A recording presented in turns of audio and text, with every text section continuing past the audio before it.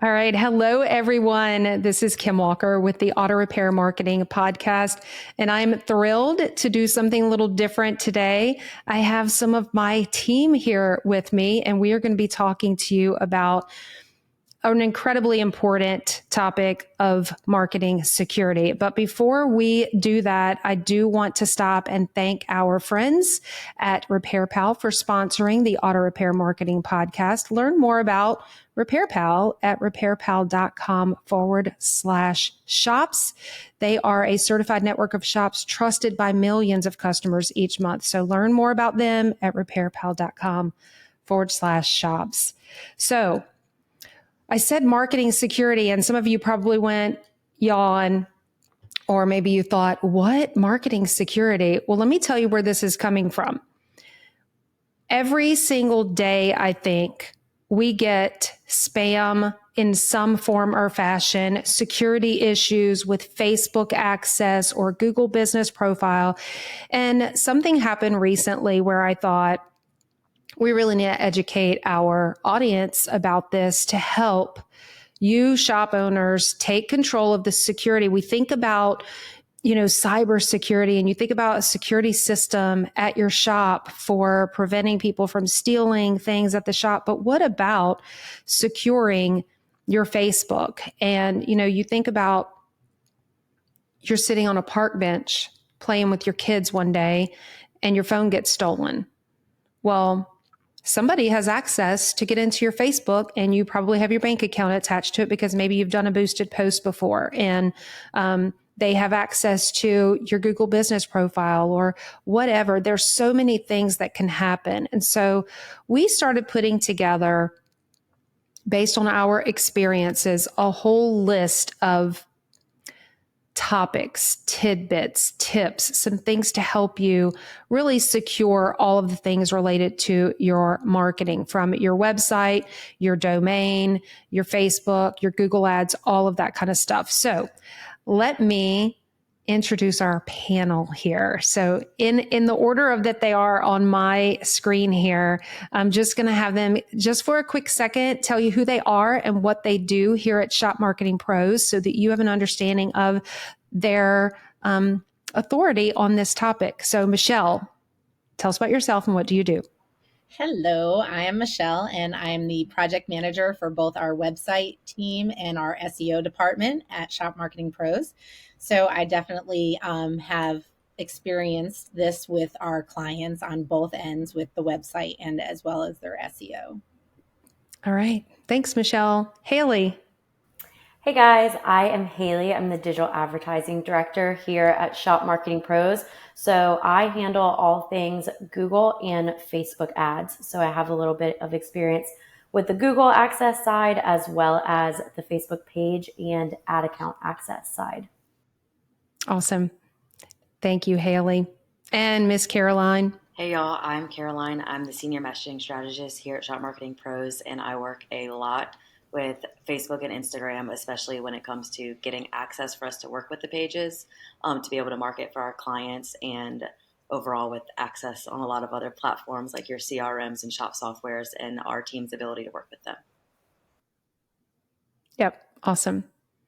So I'll tell you, from a security standpoint here at Shop Marketing Pros, we have done an incredible amount of security work. So we have something that we call LastPass. It's software that we use called LastPass, where all of the passwords are stored, and different people have different levels of access. No one can see the actual password. It requires two-factor authentication. We're going to get into all of this, but I'm sharing that with you because I want to start talking about access to your accounts and security. So we're going to talk about that. We're going to talk about website security. We are going to talk about identifying, when is this spam? When is it not spam? Is it a scam? And then we have a bunch of real life stories. We're not going to say any names of any shops or anything like that, but we've had a lot of situations come up where the shop owner didn't have access, or they didn't know how to get access. Some don't remember who even owned their Facebook page, for example, or their Google account. And so we just want to dig into all of this for you because, I mean, honestly, more than us teaching you how to do your social media or how to do SEO or ads or any of that, this is probably one of the most foundational things that you just have to get this under control. It's only going to get more important as we go along, right? A couple of years ago, people would just add me personally to their Facebook page. Now there's Facebook is Meta, and there's the business suite, and there's the Meta suite or whatever. Caroline knows all that stuff, but there's a lot of confusion out there. So let's start with you, Michelle. Talk to us about account access and security. So access, who has access? How do we get access? How do we protect it? All that stuff. What do you have to say about that? Well, for me, with the website, especially the website department, is really knowing who has access to your domain, who has access to your email account, who has access to your Google listing, that's as well as SEO. And so the important thing to know about that is really, are you as the shop owner the prime person or the primary owner or account holder for all of these things? Because if you're not, you run into issues there. You run into the issue of not knowing where updated emails go to you, any alerts, things like that, passwords on how to get into those accounts, so that if there is something that happens, for example, if a website's SSL certificate is expired, has not renewed, do you know what the account is? Do you know if you have access to it and how we can get that taken care of? So it's very important to really to be cognizant of your accounts, your passwords, and all of that, and just making sure that you are the primary account holder for those. Yeah, like the owner, right? There's different levels, there's owner, there's manager, and then Facebook calls it something different from maybe the Google ad account. I know you can have read-only access in Google ads or whatever it might be. So let's dig in a little bit further and first talk about, Caroline, I'm going to ask you, let's first talk about the different types of access, right? And getting who has this type of access, and just take it from there, from that perspective, and share with our audience about that.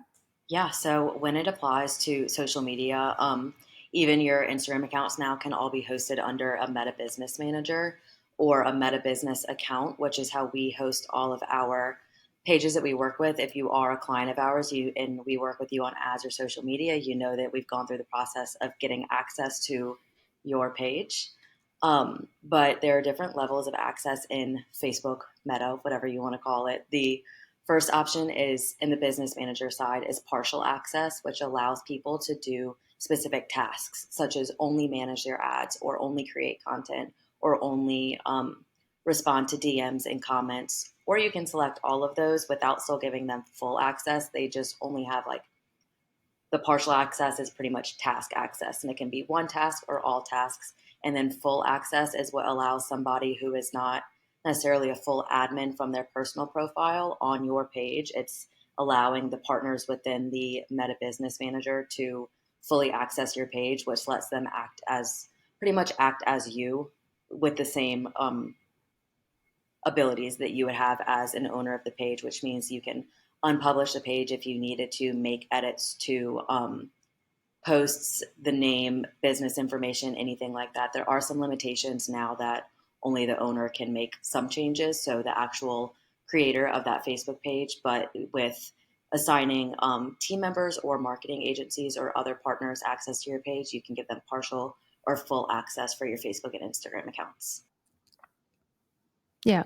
Haley, do you want to add anything to what they just said as far as access and security goes? Yeah, I think the most important thing is to know who owns your actual Facebook page.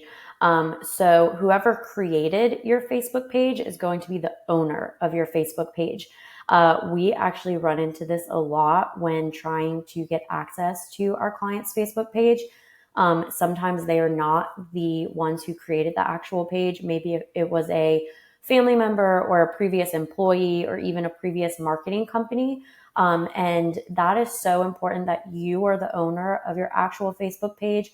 That way you can be the one that assigns those different accesses that Caroline was talking about. We even got to the point where we will no longer create Facebook pages for our clients because we want them to be the owner of their Facebook pages instead of us. So instead of creating the page for them, we walk them through how to create the page so they own it, and then how to add us as admins and give us the access that Caroline was talking about too. Yeah. So I'm sitting here thinking as a shop owner, right? I'm going back to the days when we were shop owners, and all of this digital footprint didn't exist when we had our shop. And so here we are today. I'm thinking about it from our perspective as being an agency owner where we're accessing lots and lots of accounts, but really trying to bring it back to being that shop owner who maybe, right? We have different people listening to this. We may have shop owners who are literally the only person in the shop. They're doing everything. Okay. And then they're growing and they get to the point where maybe they hire a service advisor, they hire a tech, they start hiring maybe someone to help with their marketing. And before you know it, again, different shop owners, you have some who are super organized, some who are not. And so you may, I'm not even joking. There's probably shots are about to be fired, a shop owner who has passwords written on post-it notes stuck to, the screen of their computer, or they've got it in a document or in a folder or whatever. Ladies, let's talk about where should passwords be stored? Because I know that when we onboard a new client, we're like, hey, we're going to need you to do this and do this and do this. And sometimes the process takes forever simply because you're like, oh, I don't remember what my password was. So I want to set shop owners up for success and give them a framework, a blueprint, a plan for getting all these passwords together and properly storing them in the right place. What does that look like? Who wants to start? Anybody? Michelle, you got something? Well, I would say, you can store it to your Google, right? So that'll go to your primary Google account that you set up, like your Gmail account, and you can store them there and always access them, and also be able to update them there. And so then we'll get to talk a little bit later about the two-step verification, authentication. So that would be majority safe if you have that set up. And then, also if you can store it safely in your phone, in a place, just having them all collectively together, or even in a Rolodex. Like, I'm a fan of still writing it down, but still having it in a specific spot, or, something like that. If there's I do that for my mom, right? There's literally, and we're all probably on different beliefs when it comes to that. To say write it down kind of freaks me out because I'm like, oh my gosh, where my everything's for me digital now. However, it's the real world. There are going to be people who just want to have that right there at their fingertips. And I bought on Amazon, there's password books that literally like list all the places. So that's one thing. Carolyn, I see you were about to say something. What do you think? I was going to add and talk about LastPass again. That was what you had mentioned at the beginning of our conversation, Kim, and that's what we use here at Shop Marketing Pros. And it's been from when we didn't have it and we weren't using it and we were kind of keeping track of passwords through documents and like private notes here and there, it's been so much easier to have them all in one place. We can each have our own things that we can store our own like work logins and passwords and things like that. But then we also have the ability to share them within the team. So to say anybody else that needs access to this bolt-on My Shop Manager account, we can share that with them through My Shop Manager, where, like you said, they can't see the password. They can just they're only able to fill it in. And with the extension that you can use on Google Chrome or Safari, it allows you to pull up that page and the passwords show up on the page for you to be able to pull them in. So you're not copying and pasting anything. You don't have to go look at it somewhere else and come type it somewhere or look through the Rolodex and find it and then type it. And it, impacts and adds to a lot of the safety aspects of it and security aspects of it, but also the efficiency of being able to, you can open up LastPass in your browser and launch the website from there. If you know what you're looking for and you're already there, you're like, oh, we do have that password. You can click launch and open the page straight from there to go ahead and log in and get exactly what you need. And yes, I'm thinking. Oh, sorry. No, go ahead, Michelle.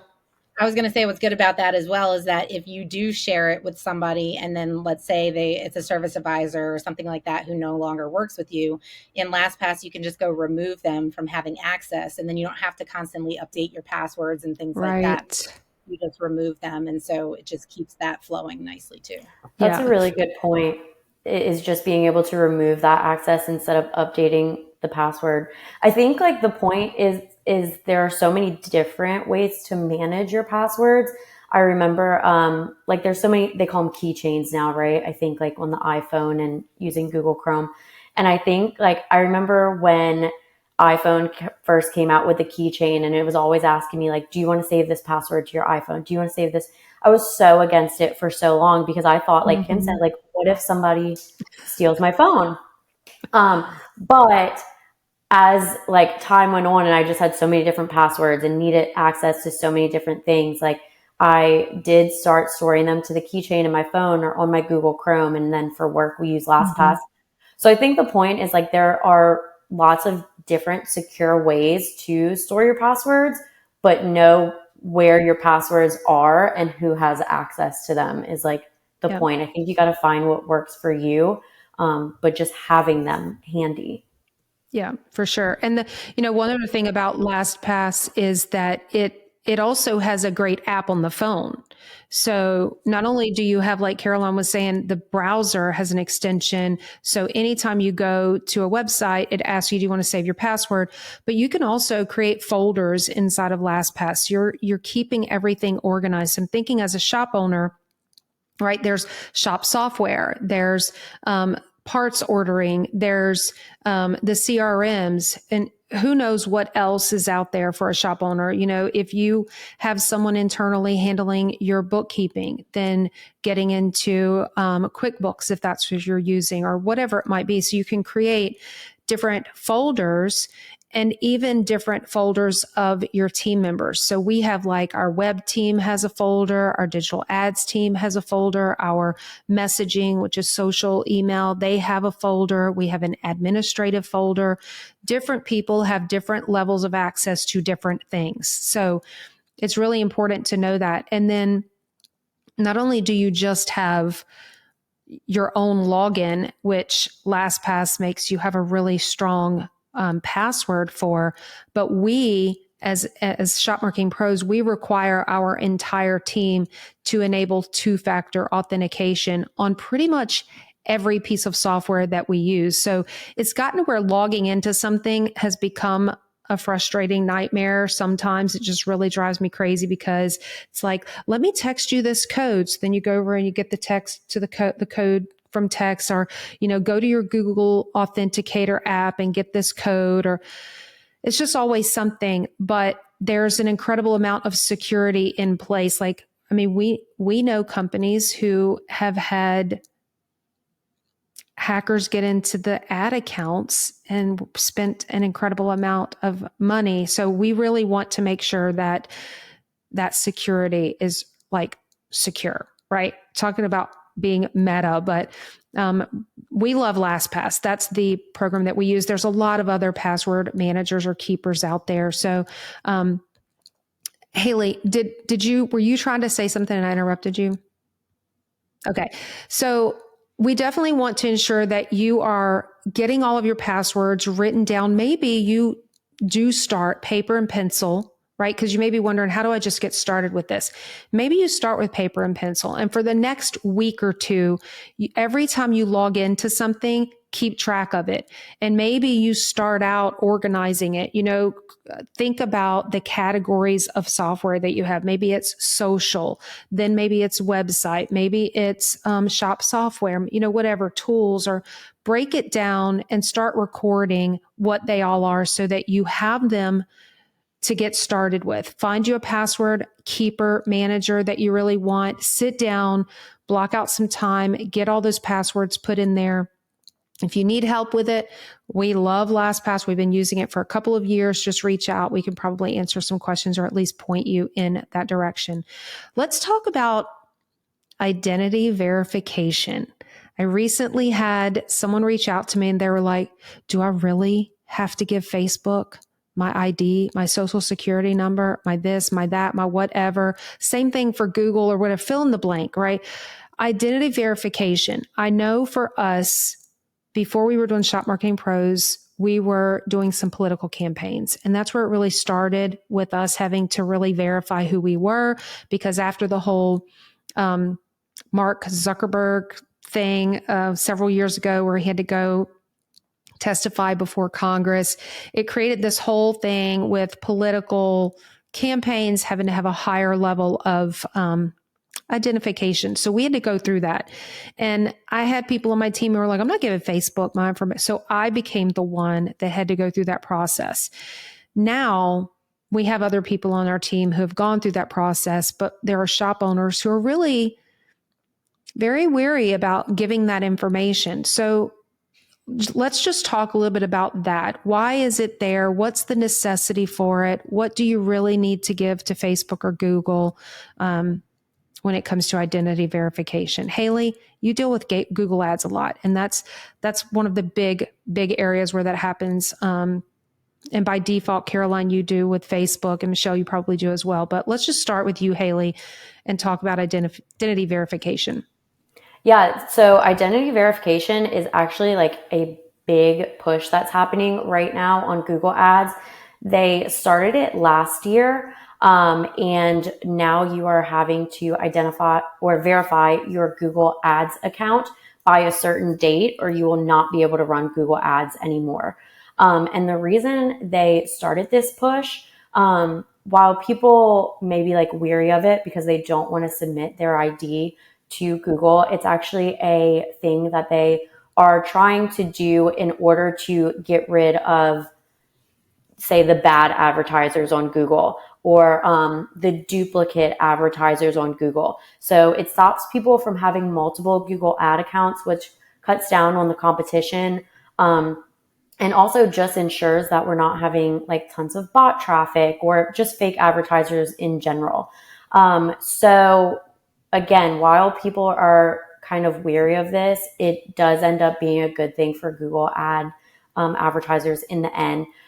So the push that Google is doing right now to verify the Google Ads account, you need two forms of documentation for this.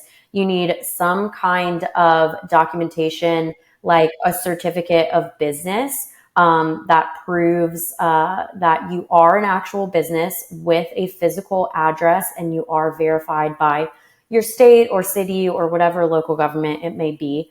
And then you need to also submit front and back pictures of some type of ID, like a driver's license, a passport, some kind of government issued ID. And that is to verify that you are the real person connected to this Google Ads account, connected to this Google Ads payments profile, and that you're the real person behind these ads and this business. So that is what is required to advertise Google Ad account. And it's kind of a necessary evil. We did have a few people that were very hesitant and questioned whether or not they really have to submit their ID. And the answer just comes down to yes, this is what Google's requiring in order to continue running ads. So, right. All right, Michelle, how about Google business profiles? And even like we talked about access, but I know that domains are often an issue with, people don't know, I don't know which domain it is. And we're going to talk about spam and scam later, but if that plays into this, then talk about that as well. Well, for the Google business profiles or the Google listings, for sure it does. They definitely, anytime you make a change, well, first of all, when you create a listing, you have to get it verified. And so now they used to just have you verify it through sending you a postcard with a number that you enter in onto your listing, and then it would verify. Well, now, because there's duplicate listings that get created, or anybody can suggest an edit to your listing, and Google can make that change to it. In order for you to have to change anything back or make any major changes like to your business name, optimizing it for adding service descriptions, going in and being able to access your reviews, things like that, you might have to resubmit verification. And so what they do now mainly is you have to send in documentation of your tax ID number for the business, a utility bill, something like that. But also more than anything now, they're requiring a video of like where you take a video of the inside of the shop, and then also on the outside, where you have signage with the address on it and all of that. And now, that's not a video that's going to be used on the Google business profile. That's just a video that you're proving to Google, I have an actual business. Here's my storefront. Okay. All right. So these Google business profiles, you were talking earlier how there are duplicates sometimes, but sometimes people come to us and they don't even know if they have one. And I'm always telling people, if you own a business, there's a Google business profile, whether you own it or not, that's really up to you. So how would someone know because sometimes they get access and they forget. So one, how do they know if there is a Google business profile for their business? And if there is one, how do they claim it? Sure. So if you search your business or your shop name and in the area that it comes, there's usually in the top of the search is the map pack or the Google listings. And so you find yours if it pops up and you click on it. And in that information, you'll see a link where it says own this business ? And so you can click on that. And if you are already an owner of that business listing, then it will take you to manage that profile. If not, it walks you through steps to become an owner or a manager or whatever access to it.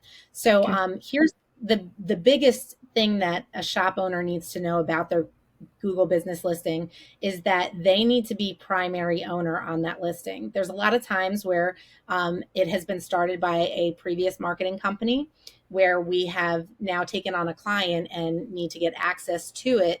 And they're not, in fact, an actual primary owner. It's the company that set them up, or they just have management access, which management access allows you to have very minimal access to the listing itself. Like you can manage it, but not make major changes to it. You can't remove users from it, things like that. And so what we do to ensure, like as soon as we take on a new client and get access to that listing, as long as they're on there as an owner, we have to have ownership access to it in order to properly optimize the listing for them and to be able to make updates and changes that are necessary. But we go in once we get ownership access and we make them the primary owner of the account. So that way they are above all and they can remove whoever they need to. And just to throw in as well, I notice a lot when we have clients that we take on who have had previous marketing companies, they'll still have those companies on there that have access. And so even if it's just management access, they're still having access to your profile, to your records, like your statistic records and things like that, where they can just, watch what's going on. So you just want to make sure that, if you are in the transition of using different companies or things like that, to be conscious of that, to go in and clean that up. Yeah. So along those same lines, so Caroline, I'm gonna toss this over to you with regard to like Facebook, Instagram, all of that. Is there's also different levels of Facebook, and I can't tell you how many times when I was the one doing all of the social media stuff, there would be shops who are like, I don't remember who started my Facebook. I, as the shop owner, I don't like Facebook. I don't get on Facebook. I think it was one of my old service advisors who did that. I need to reach out to them. Well, I'm just thinking that if there's someone on your team that maybe you fired and they're the ones who had access to your Facebook, what makes them just want to be a good person and just give you your page? So there's a whole lot to be said about Facebook ownership and the different levels. So Caroline, talk to us about trusted contacts and the levels within, say, Facebook or Instagram or whatever when it comes to social media. Yeah, with trusted contacts also ties into the identity verification we were just talking about, as well as having two-factor authentication set up. So the way that Facebook creates pages now is we all know that they have to be linked to a like regular personal account. Like I, Caroline, have a Facebook. I can create a page. You cannot create a page if you do not have like a Facebook account for you as a person. So we have encounter shop owners that are like, oh, well, I'm not on Facebook. I don't have a Facebook page. Their wife, their son, their daughter, their service advisor, the shop manager made the page. That's fine if they created it. What needs to happen is that, and what has changed a lot over the past year to 2 years, is that if you are a business owner and you have a Facebook page, you need to have a Meta Business account. This is the most secure way to have all of your accounts locked down. They live in one place. If you're partnered to anything else, you can also access them there, and you can very easily see who has access and what access they have. You can add and remove people all in one place, as well as look at your ad accounts and insights for Facebook and Instagram. So that is the best place to have it. And in that case, the business manager would be the owner of the Facebook page. But you, if you were the one who started the business manager, you would be the owner of the business manager. So you have the highest access. They make like the big decisions. What our current process is for getting access to a client's page is making sure that they have their own business manager, that their ad account and their Facebook page live in that business manager. And then we partner with their assets. We used to make them their own assets, add them into ours. Now we make sure that the client owns everything that they have and that they add us as a partner. When we're doing that, it usually ends up unless they have everything set up perfectly before we meet with them, we kind of go through the process with them on Zoom. And so while we're doing that, we're able to see if they have other people on that account, or if we build it from scratch with them, I'll ask them, is there anybody else who you need to add on here? A service advisor, a trusted family member, which ties into trusted contacts. Or if it's already created and I see a bunch of other names, I'm like, who are these people? Do they need to be on here? If not, click remove right now and go ahead and take them out of here. An issue that we ran into recently was the same thing, that a client did not know who created his page and who owned it. So we could see that it was owned by a business manager. It was not his business manager. They had the same name, ironically, but they had different business IDs. So that tricked us for just a minute. But what we had to do was complete a Facebook ownership dispute, for lack of better terms, and it resolved. That sounds fun. It was so much fun. I had an absolute blast doing it. Today we actually got the access for it, and we've submitted these disputes a couple times in the past, for smaller issues that still warranted that response, and it never worked. So today was the first time that it worked. When I got that email from Facebook, y'all, I was like hyperventilating for a minute. Party time. It was company-wide news, for sure. Yes. But it was the first time. So literally we have, go ahead. I was going to say the first time that it worked. And so what that entails is that's the only time on Facebook when you really have to send in your ID or do anything like that. And so what we had to do was get the whole script from Facebook of what they want, submit an ID, proof of business ownership, such as utility bills, your LLC, like certificate from the state that you're in, all of this information. It has to be in one document. You type out all the details, make sure all their Facebook information's in there as well, and then provide it to Facebook, which if anybody here has worked with Facebook support, or any support within like marketing and media and things like that, support can be challenging. So they got back to us today. They finally were able to approve it. And from there, we were able to put the page in the proper business manager, clear out anybody who didn't need to have access, and partner with our business manager. One thing that's really great about the business managers is the security that they offer. So on ours here at Shop Marketing Pros, you can, there's a setting in which you can't set on a regular business page. It has to be set in the business manager. And that's a requirement that everybody in the business manager that has access to your page has to have two-factor authentication. So you can add your friend or your wife or your daughter or your husband or whoever as an admin on your page outside of the business manager, but that doesn't mean that they have two-factor authentication set up. If you're adding a trusted contact, you want to do it through the business manager. Make sure that they have two-factor authentication set up, because if they don't, then even though you have two-factor authentication set up, your page could still be hacked if anybody else has access. We saw that happen with a client too, and it was a huge disappointment. They were about to move into a new shop like a month later. They had thousands of followers on Facebook, and the shop owner, I'm pretty sure his account was secure, but his wife and one of the shop employees their accounts were added as admins to the page, and they did not have two-factor authentication. One of them got hacked, and the page was completely lost. It was changed into a different name. Nobody could access it. Nobody could make changes. And a different language too, right? Yeah, I think it was Chinese. Something, yeah. Yes. So there was a lot going on there. And so when it comes to having trusted contacts, the idea of a trusted contact is pretty much having somebody as like a backup on your page that say, if I ever get locked out, I can call Haley and she can, I can give them her email. They'll send her a code and she'll confirm that it's me trying to get in. Like, who would answer on your emergency contact? That's what you would want to put down. Pretty much. I would be very really careful. I can say I'm flattered.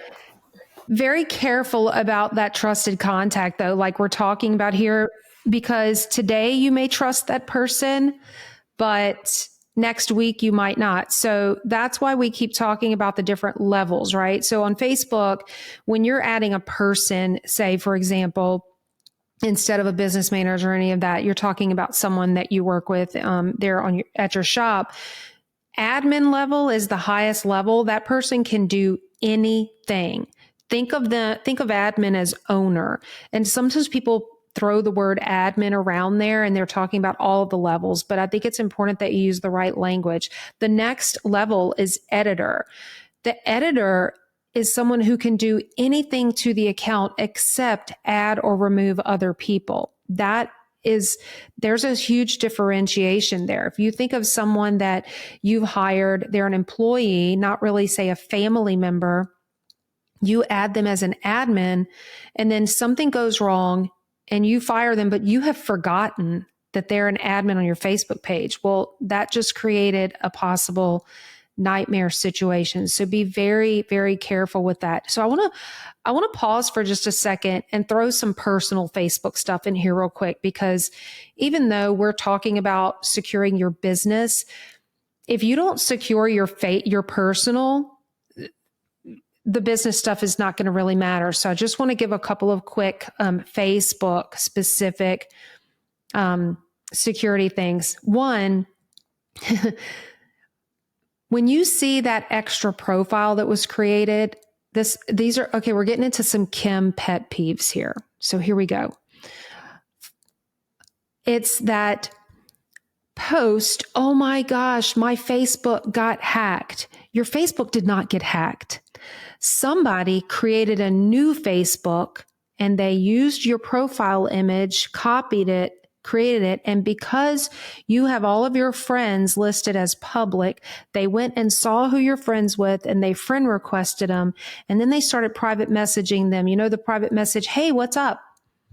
And you're like, I thought we were already friends. So you accept this new friend request and you say, hey, everything's good. What's up with you? And before you know it, they're trying to rope you into giving them money or whatever it might be. So that's one thing. Nobody hacked your profile. You did not. So, all right, let me be nice. Tell us how you really feel. Go. It drives me nuts. Go and set your friends to private so that when people come to your personal Facebook, they can't see who you're friends with. Okay. So you need to do that. And look, these ladies are going, oh, that's a pro tip. I've told them about this before. How do you stalk people though? Then I know. I think we were all like, no, setting your friends to private. Yep. So set your friends to private. That's one thing, because they're looking for easy targets. So they're going to look for people who have their friends listed publicly, right? So and then they're going to message your grandma because she's the one that's most likely to fall for giving them money. 100% fact. This is true. And this actually just happened with my mom with her granddaughter.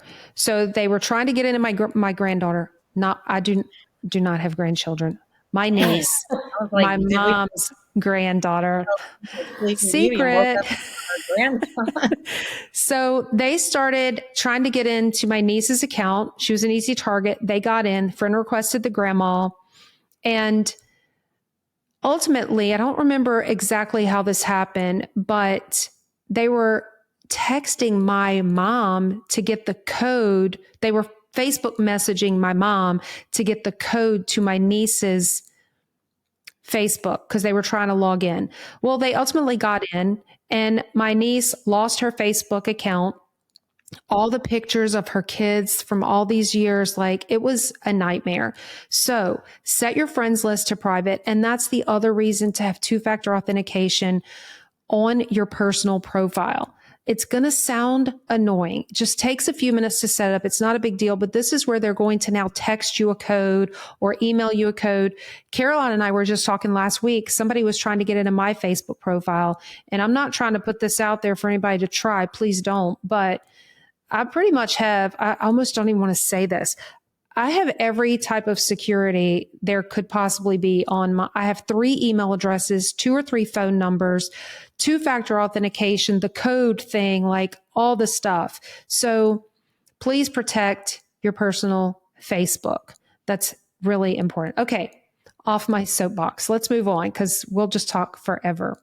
So we talked about SSL certificates a little earlier, website security, domain security. We're going to talk about some regular security checks. But before we do that, I kind of got ahead of myself by talking about spam and scams because the one that I just talked about was a total scam. So I want to go over some of the things that we see happening regularly. Suddenly there's this influx of fake Facebook messages. I'm seeing them all the time in my notifications. We're having to educate our clients. When you see this notification, it's not real. The emails that are coming with regard to Facebook, but also the Google business ownership requests that are coming in constantly. We kind of alluded to that a little bit earlier. So let's go back to you, Michelle, and Haley, jump in there if this applies to you with ads as well. But the Google world, business profile, ad accounts, all of this, as far as spam and the scams that are coming in, how do we know that it is spam or a scam, and what do we do about it? So the biggest indicator of spam or scam when it comes to your Google business listing request that comes into your email inbox is, it's usually a request for ownership, and it's a random person with a name and just like a personal Gmail. And so it doesn't really have an affiliate. Like when I request ownership access to a listing, I will fill out my name. I will fill out our agency name, Shop Marketing Pros. I will allow for our email to be seen so that they can see that our email matches our domain and our name and things like that. And so, that's always something to look at. These names are a lot of the times foreign names that come in. And also just nobody that I look at it as like, is this person anybody that I've heard of with this shop? And usually it's not. And so what I do is usually, and I know that anybody who is listed on the listing or whose group has access to the listing will be notified of it. So the shop owner will be notified of it as well. But what I like to do is I will send that email to the shop owner and say, hey, this came through. Just wanted to make sure that this wasn't a legit request that you're approving. Usually they'll come back and say no, and either they've already rejected it or we reject it for them. The big thing that you want to understand and know is that you don't want to just dismiss it. You want to definitely click on to respond to the request. You want to make sure that you do not approve it and you give a good reason why. And so a good reason is just in capital letters, spam.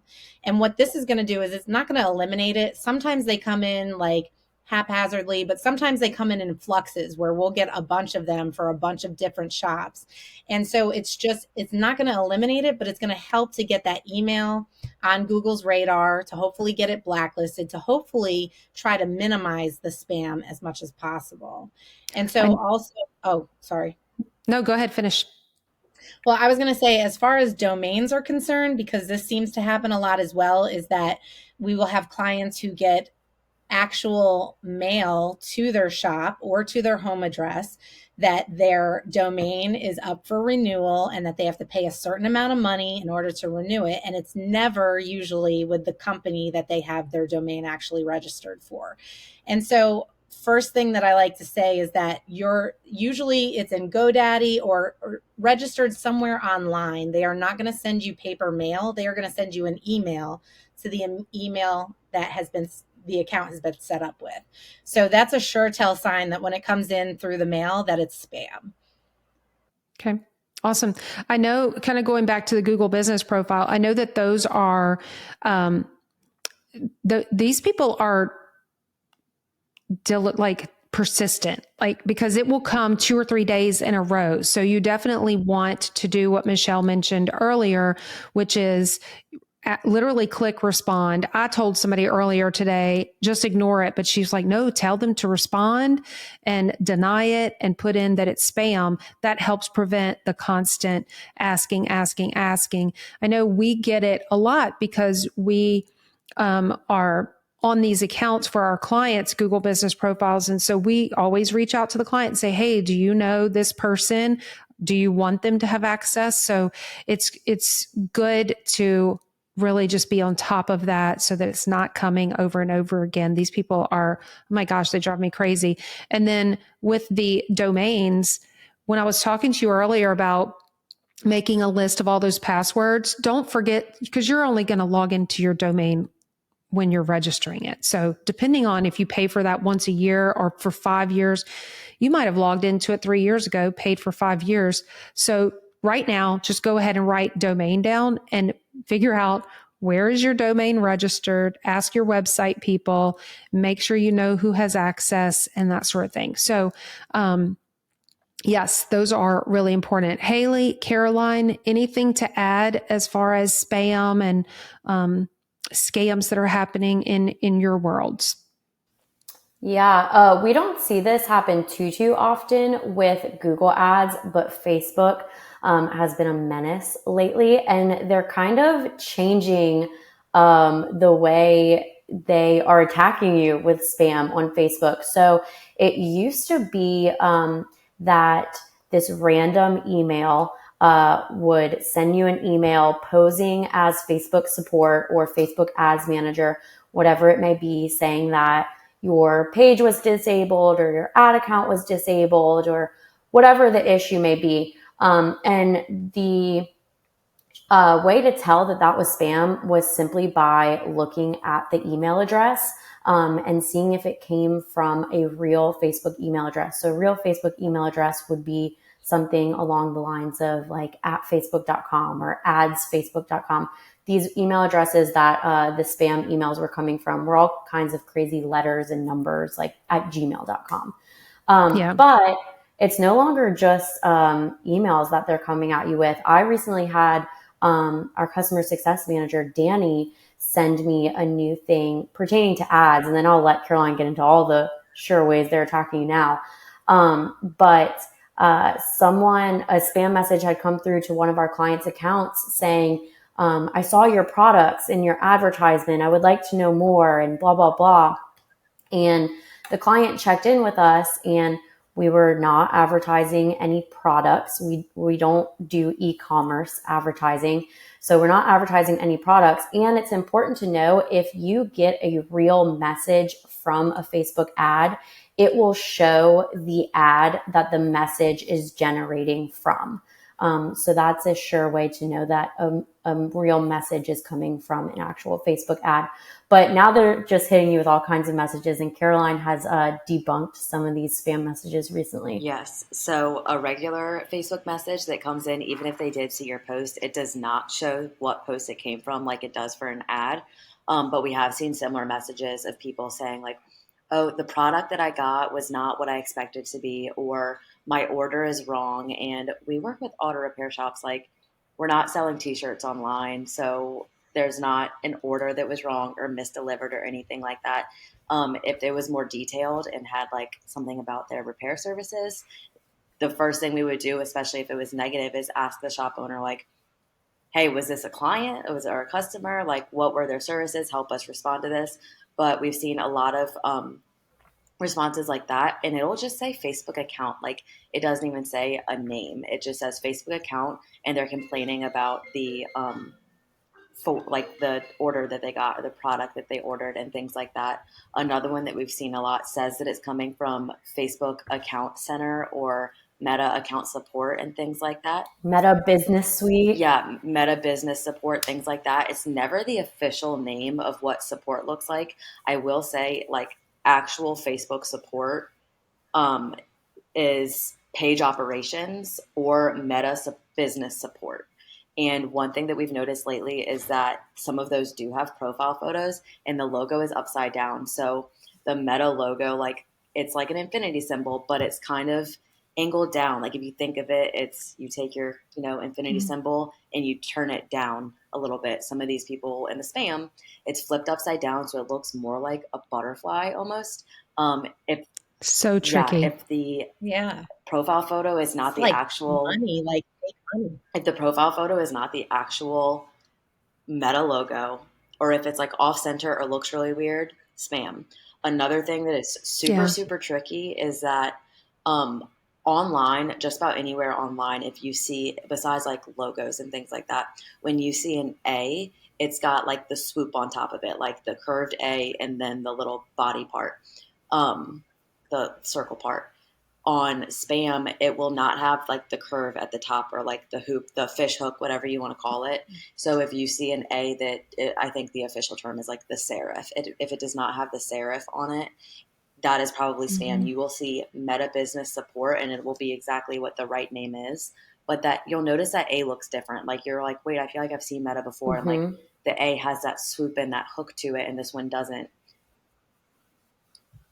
That so doesn't tricky. Make sense to me, so but smart. That is spam. We have to be like Sherlock Holmes. I had that's some solid, good advice right there. A friend in IT is who told me that. But when it comes to messages, I would not respond to that. I know with Google Business Profile, you want to respond to them. When it comes to Facebook, a lot of them have links in there. Do not engage. Like, act like it's a bad person. Like, do not engage. Do not respond. Don't click the link. Don't click the links. Mark it as spam, or just simply delete it.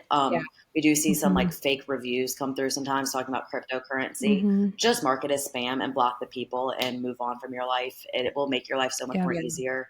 Facebook will not message you on Facebook unless you started a support thread with them.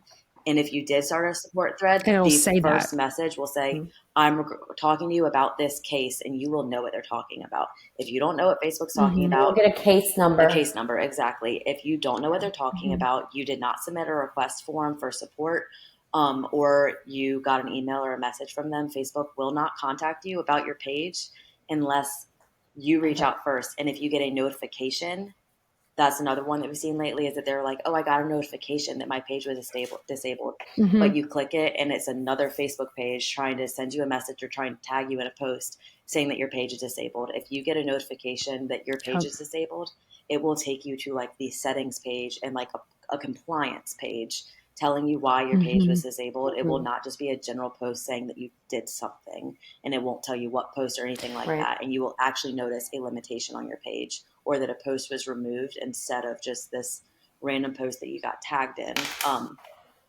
So if you see that and it is notification, click on the actual like profile where you would see it, and it will probably take you to a Facebook page that you can then see that it's bogus. Whereas if it was an actual concern, there is no profile to click. And if something feels fishy, it's probably fishy. Like, don't get in a rush. This is something that can cause somewhat, you see it and you panic. Just pause for a second, take a breath, step back, and use the brain that the Lord gave you and the gut to say, does this feel right? Let me just look into this before I react. One thing is, in addition to all those great tips that you just got there from Caroline, is hover before you click. Hover over the link, and in the bottom left of your browser, it will show you the link where it's going to bring you to. That can be the number one thing to tell you. You just hover over that and you can see the email address, or you can hover over and see the link that it's bringing you to, and you're going to know that's garbage. And then you've just gotten rid of wasting 20 minutes or more of your time. So those are some really great tips. And I'm going to tell you the next thing that we're going to do as we're wrapping up here. First of all, I hope you have found this to be incredibly helpful. I think it's, we plan for it and we list all these things out and we know what we're getting into, but now that we've done it, I can't help but think that some of y'all are going, oh, I want to insert a really bad word here.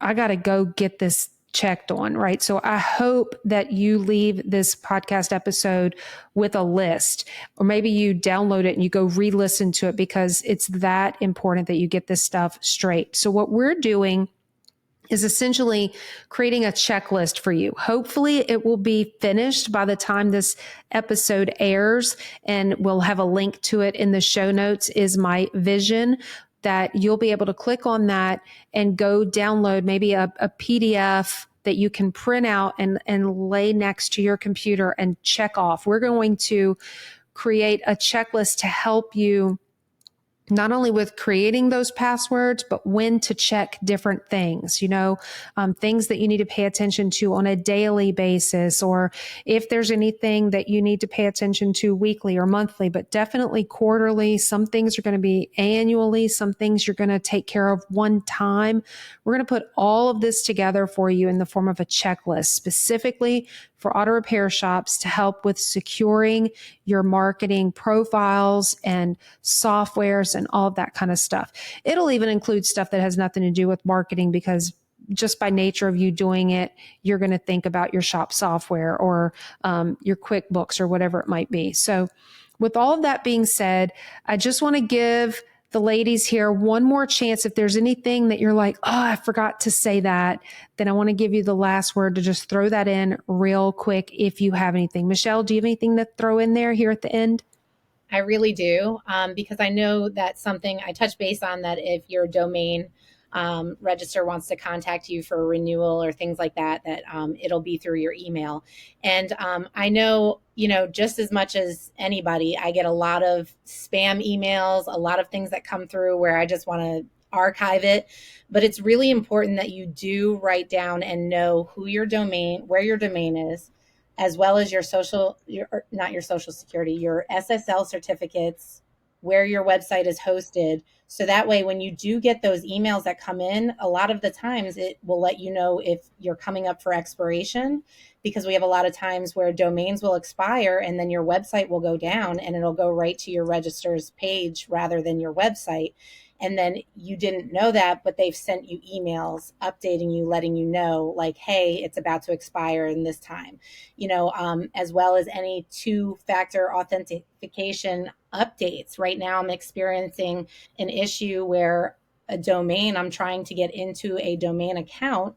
And because that was changed and they didn't change it themselves, like they just let it go through, now they don't know where the codes are going to, so we can't get into it to make the website live. So it's prolonging the thing. So it's very important that you pay attention to know where they are, and to pay attention to those emails that come in, especially for your SSL certificates as well, because that'll make your website look not secure. That'll make a user not want to use it and Google not trust it. Yeah, for sure. Yep. Wait, Michelle, I have a question too, because once your domain expires, that opens up your domain for somebody else to buy it, huh? It can. If it goes too long, it'll go into bid. You can, then you can lose your domain if you don't pay attention to those emails coming through and renew it on time. And then you have to. Yep. All right, Haley, last word. Contrary. Go ahead, Caroline. This could be contrary to everything that we've been saying about, like, don't mess with spam. But when it comes to your own email account, it is not perfect. And this, like, Facebook doesn't have a spam filter that I know of. Your email account does, and it is not perfect. So check your spam, because the actual email from Facebook might have gone, that was telling you that there was an issue with your account that is actually legit, might have gone to your spam. The email from Google or from your domain registrar could have gone to your spam. Your marketing company could have been trying to reach you, and for whatever reason, the deliverability or your availability to receive that message was impacted and it went to spam. So that is a major thing to just keep an eye on every now and then, even once a week, just to look into your account and make sure that like nothing's absolutely crazy. You're not missing any emails, because it's quick. You're quick to want to like delete things and move it into your spam or put it into your trash. That's a great but point. People very seldom actually go back and check their spam folders to see what got put in there that shouldn't be there. I just added that to our checklist. Excellent point. All right, Haley, last word. I just think that it's important to remember, like, a lot of this some of it is a one-time setup, but a lot of it is things that you should be checking on regularly. Like Kim mentioned, we're going to lay it out in the checklist for you of what you should be checking weekly, monthly, annually, those kinds of things. But Michelle said earlier, like when switching between marketing companies or hiring and firing new people, that should be a trigger to review access every time an event like that happens. I shared a story earlier about when a new client brought their Google Ads account to us, and we started their Google Ad services and had our ads running. They didn't remove their old marketing company's access to their Google Ad account. And their old marketing company actually went into their Google Ad account, since they still had access, and turned off the ads that we created. And luckily, we check in on our Google Ad accounts every day. So we were able to see that the ads were off, and we were able to see exactly how they got turned off, because Google tracks the change history in their ad accounts. But that allowed the owner of the Google Ad account to go and remove their old marketing company. So just use those events like that, a hiring, a firing, a transfer of companies. Use that as a trigger to do regular checks on who has access to your accounts. Awesome. All right. If you hung in here with us this long, we're like right at an hour, but I think you will admit and agree that it was some really important stuff. So thanks for sticking with us, even if you had to break it up into a couple of different listening sessions, but I think it's really important stuff. So thanks again for listening to the Auto Repair Marketing Podcast on the Aftermarket Radio Network. There are some other great shows on the network, and you can find them at aftermarketradionetwork.com or on your favorite podcast listening apps like Spotify, Apple Podcasts, Google Podcasts, and many others. If you are not in our private Facebook group, I want to encourage you to join us over there. We are having some really great conversations with shop owners about their marketing, tips, strategies, ideas, things to do and not do. Go over to Facebook, look for Auto Repair Marketing Mastermind, click the join button, and join in that conversation. And then lastly, if you have ideas for our podcast, or if you have questions, we are encouraging you to email us at ask@shopmarketingpros.com or podcast@shopmarketingpros.com. Either way, it's going to get to us. So tune in for another episode next week. Until then, go fill those bays.